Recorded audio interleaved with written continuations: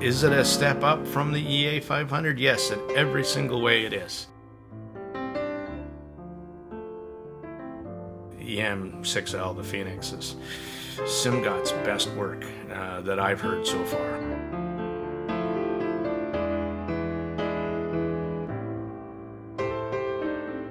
These things sound damn good. Take price out of the equation.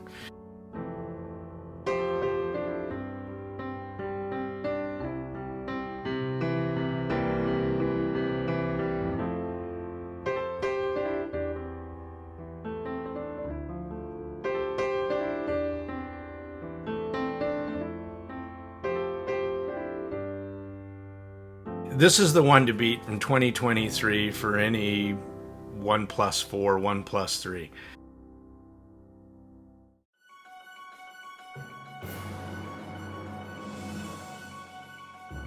I dare other companies to do a tuning this well with the quality drivers, and see what price you can come up with.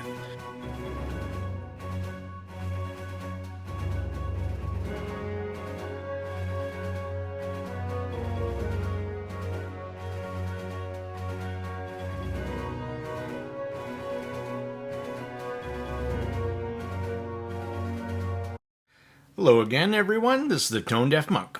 Today, I have another one for you. This one is the Simgot Phoenix EM6L. There you go. Quite a mouthful.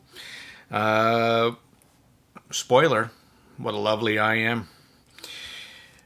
I think it's going to be hard for anybody to say anything too negative about these bad boys, especially when you know they're $109. It's a OnePlus 4. It's an one dynamic driver, 8mm, and 4 balanced armatures. It's a rockin' little IM. Let's get into it. Earlier, a couple of days ago, I put out a little feeler. Really, I said, hey, a little bit conflicted. For me, I wanted to knock down the penny gain a little bit, and put a filter on the front and do my impressions there.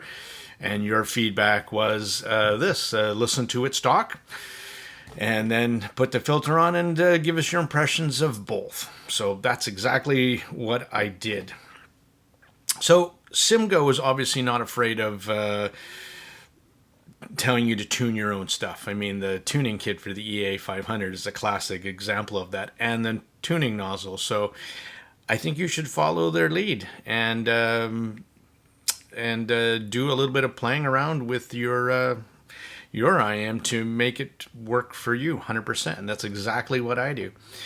I change sources, Hi-Fi stack over here, the Hibby R6 Pro 2.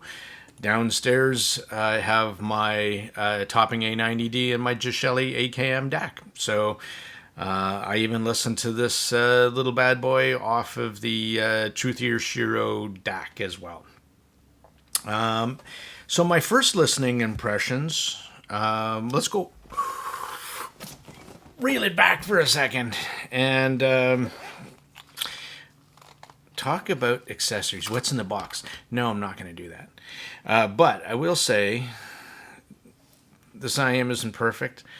It's one of the things that I gave my feedback already to Simgot for, as that this cable is like a SPC cable that you shouldn't use. Now, the case. It's my favorite case. Love this thing. Comes included. I bought 10 of them because I love it so much. It's just perfect for me. Anyway, stupid case. I'm not talking about that anymore. What's my configuration?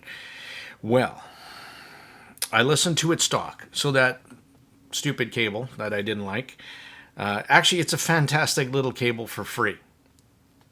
Good point, isn't it? 3.5. Now, at $109, I think at this point, some feedback to Simgot is start giving us a balanced option, please. And pairings with cables. Should have been a pure copper cable, in my opinion. And I'll explain why. So the first listening impressions were done with this cable off of 3.5, off of the Truthier Shiro and the Hibby R6 Pro 2. No filter on the nozzle. And what I ended up with is pure copper cable. Doesn't matter which one. Here I'm using a Hakugi something voice. And my playing around with tips. Tips are going to be a big one with this IM. So I think if you're going to see different impressions, I think the impressions are going to be because somebody didn't tip roll properly. And that's a shame because you're going to need to with this IM. I didn't even look what comes for tips in the box. I don't care. I never typically use the tips in the box because they don't fit my medium-large ear hole. And that's what I need. So like a 13.3 where I find the stock tips are like either 12-inch or 12 millimeters or 14 millimeters. So too big or too small. Anyway. What did I end up with? I tried JVC tips as well. They worked fantastic. The FX10 spiral dots, truly amazing tip. I love that tip, and it helps tame some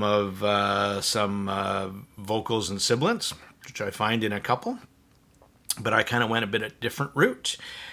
One thing right off the bat I noticed when I put these things in my ear is they stage exceptionally well. Very 3D, above average, standout. Now, these are the Dunu S&S tips, stage and sound.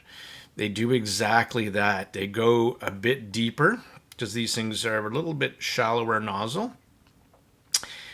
Fantastic rec for the tip. The nozzles are pretty big. I'm not sure how big it is, but it's pretty chonky.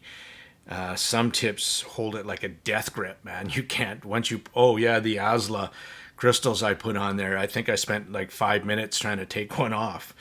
Even though it doesn't have like a little lip or anything. I don't know what it is. It just holds it like glue. On my final pair, you can see a little black filter. Now, that filter is a 5 millimeter by 350 level filter, and I'll get into that in a bit. So that was my final configuration: copper cable, Dunu S&S tips, or the JVC spiral tops, but these were my favorite. And I liked it best off of a warm source, so the iFi stack was truly amazing. The Shiro Truthier Shiro DAC was fabulous. But once I dialed in my preferences, doesn't matter what I used, these things sound damn good. Take price out of the equation. The EA500 really is where me coming into the Simgot world. So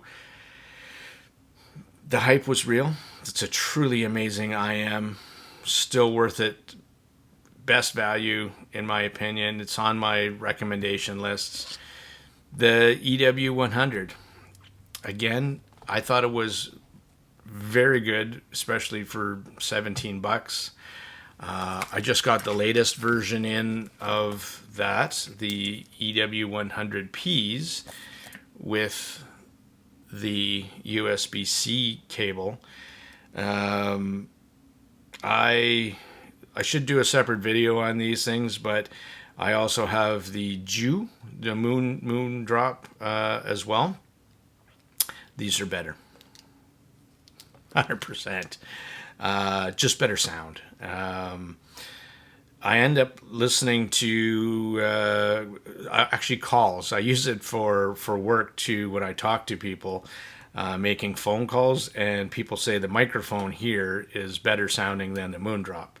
So that's a thing, and I like it when I'm listening to movies off of my laptop where I don't want to bug somebody. So it should get its own video. Truly awesome. Anyway, back to Simgot, the Phoenix. Shell shape, nice and small. Like it really is. Very similar shapes, size to, well, I mean, that's the EW100P. So not much bigger there. My EA500s are somewhere. And that's my fourth pair, by the way, because I keep buying them and giving them away. Because if somebody wants to get into the hobby, I go, here, listen to these. I'm probably spoiling them. It's probably a bad thing to do, but anyway. So nice small shell shape. Even with these tips that go, which side? Let's go this side. Sure. Let's go see FITMENT. They're nice and small. They should fit in a lot of people's ears. I don't have overly huge ears, right? I mean, you could sleep in those too. No problem. Isolation with these tips is off the hook because they go a little deeper. I'll talk about that too for stage. So the other reason I switched to these over the JVC is if you can get an ear tip that goes deeper into your ear canal, what you typically find is your stage becomes more 3D versus if you had it more on the outside like this, it sounds wider. It doesn't have a problem with width, but I wanted to maximize its 3D effect, and the Dunu SNS tips did that for me phenomenally on the Phoenix. Fantastic. So FITMENT, no problem. Small shell shape, no problem. I did ask Simgot why the QDC connector. And they said basically because the shell is pretty small, so we had to build it out instead of build it in because we needed the room. And it totally made sense, so you were forgiven for that. No problem there. So, how do these things sound? Well, how do they sound stock? Okay. How do they sound stock? Well, for me, and like a whole bunch of track lists and impressions, where, well, here's a couple ones, like stuff like Kings of Leon, the track Crawl, Stand by REM, Painted Black, the Tea Party. They, on high volumes, for me, with stock cable and 3.5, I was really pushing it. Actually, the Hibby was almost maxed at high gain. So these things, that 8mm dynamic is a bit of a pig. It needs some power, in my opinion. I don't even know what it says for 26 ohms, okay, 119. It should be quite sensitive, but I found it needed a lot of power to make it go, so I don't know if I would really drive this thing off a phone. And that's kind of the other reason why I wasn't a huge fan of this stock cable, is the fact that I think it'd be better in a balance to get more power to it. So that was one of my observations. But it was also a bit sibilant when you pushed it with some of these tracks. Because of that, I'll pull up a graph here. And I found, so this is like a modified Harmonish tuning where they took a little way of from a Target 2019 Harman curve. They took away a bit of the sub bass, they added a bit more mid bass, and they kept that Pina gain up there. And for some of these tracks, it gets a bit splashy and sibilant for me. It pushes just like the EA500, it's right on that edge. Now, if you're not treble sensitive or you like extra treble and details and clarity, you're gonna love the EM6L. So no questions asked. For me, I'm a little treble sensitive. That's a little too much Pina. So, and that's what was coming out for me on those songs. That I would, as I had it on higher volumes, I was going, just cringing a little bit It wasn't. It was just not enough to turn it down, actually, but enough to make a mental note of it and go, and you know what, I kind of wish thing. So, and that's when I went through all the track playlist, and I love the on the EM6L, or do I call it the Phoenix? Either one. So I love the high energy, and I love the bass, and I loved the way it presented vocals and mids. There's not a lot I'm gonna say about this thing that is negative, but I will say a couple of things that I wish I would see in a future release. For me, for my preferences, and what the kind of music I was listening to. I was really jamming out a lot more on, I don't know why, but I was in a mood to listen to some grunge, some rock, Queen, Tea Party, Matchbox 20. What else was I listening to? Miley Cyrus, Rolling Stones, Sting. That's kind of what I was listening to. U2. I listened to some Holly Cook. Love that with reggae. Kanye West. Listen to some Kanye, whatever you want to call yourself these days. The artist formerly known as. But and then I ended up saying, you know what? And that was that whole conundrum where what do I do for that? Well, I ended up I tried in the kit that the EA500 came with, they had a bunch of filters. I just threw a 400 level filter on it, and I loved what happened for me. I ended up in my final configuration was a 350 level filter just because it was very similar. But I'd probably go back to a 400 level. Anyway, so what happened to those same songs that I listen to now with the filter on, with a copper cable and balanced with more power? Well, everything became smoother, more balanced. Because I knocked down the Pina gain a bit, the bass perception boosted up a little bit as well. There was no more splashiness at terribly high volumes. It just became overall more balanced. Vocals had more body into it.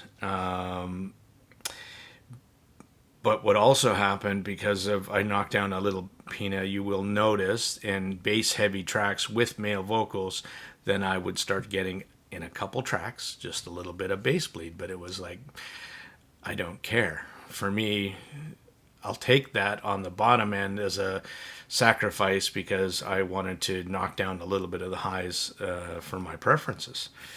And it just makes me enjoy the set even more. So that's what happened, and all those same songs I listened to, the splashiness went away, the sibilance went away. Most of that can be mitigated with, again, tips. Tips are number one, peeps. Really make sure you play around with tips, and that will help you greatly for that.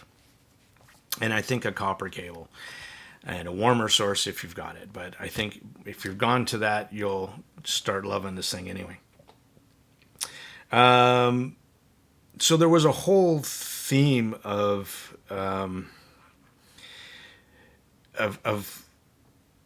impressions from the Phoenix. This is the one to beat from 2023 for any 1+4, 1+3. The bar has been set very high. And I dare other companies to do a tuning this well with the quality drivers, and see what price you can come up with, right? That's the challenge out there right now. Let's talk about overall tuning. So it is sub bass over mid bass. Even this, it's lovely. That 8 mil dynamic driver isn't the biggest. It's where everyone else likes to use 10. It's a great little driver. It even on base heavy tracks, it really didn't bag out. It was a champ. The mid bass is, again, it's nice. Do I prefer more mid bass snap or mid bass over sub bass? I think I do personally, but I really love the bass tuning of this little guy. So no complaints there at all. So like Miley Cyrus, Never Be Me.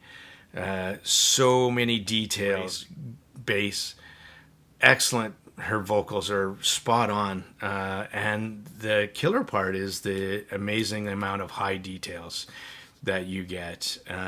It's truly awesome. I really like what these 4 little BAs are doing. 2 for the mids, 2 for the highs, and it's great. The overall mids are not warm, and it's not bright or thin. It's very neutral response across the board. So vocals don't present forward into the mix because you've got lots of bass and you've got lots of highs, so they're very balanced.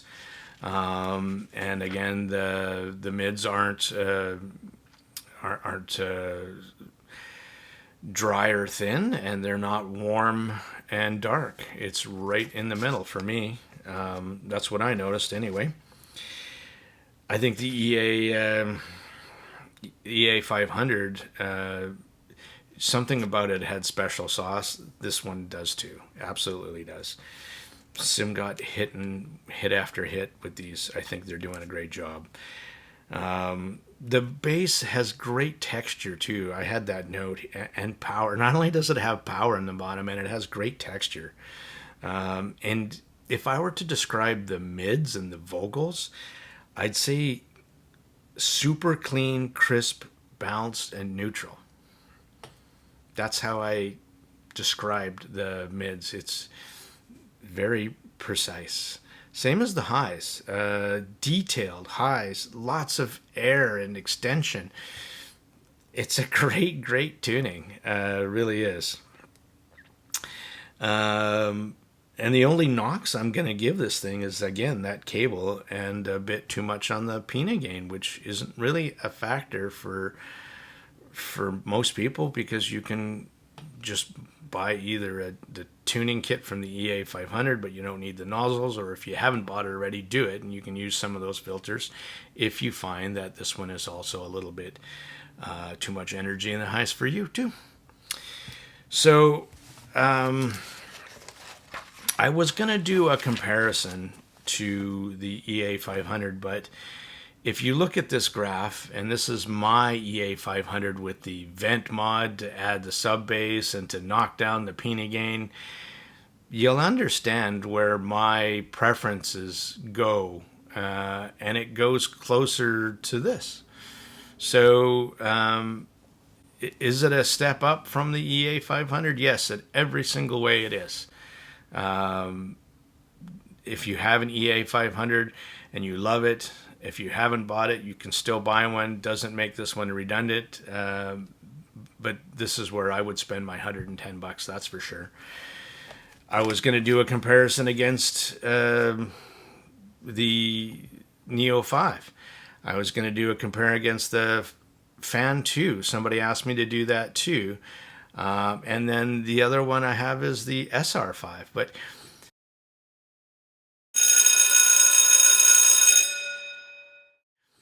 so here's the thing. All those other 1+4s, even the Canon, the Yanyan Canon I have, aren't as balanced and is as a whole package as this $109 1+4 Simgot Phoenix EM6L. That's why I'm not going to do a comparison to those. The Neo 5 was bassy warm. The SR5 was polar opposite. It was neutral bright. The Fan 2 is mid bass focused over sub bass focused, and it doesn't have the extension in the high end that the Phoenix here does. And the Canon was, again, this has bass like the Canon, which I loved. But again, the overall tuning is better here without tuning switches than the Canon, the Yanyan Canon. And we're talking $350 for the Canon, $279 for the Neo 5, $280 for the Fan 2, and SR5 is $149, and this is $109. So you get where I'm going. Not only do I think that this is by far a better value for your money, but the overall tuning is fantastic. Now, that's not saying those other IMs are dead in the water. In fact, that's not what I'm saying at all. The Neo 5 is fantastic for its bass and its warmness. And if that's what you're looking for, it's a terrific IM, and I love it very much. SR5, and not a bassy IM, but the highs were, done in such a well done way that it was terrific. The Canon, again, great, but way overpriced. Even though that was the OG, and the Canon 2, same dealio, right? You know what kind of this reminds me of? It reminds me of a Eco OH10, one of my favorite. I have it. I'll never sell it. That's what this reminds me of, but again, just better tuned, right? It had that kind of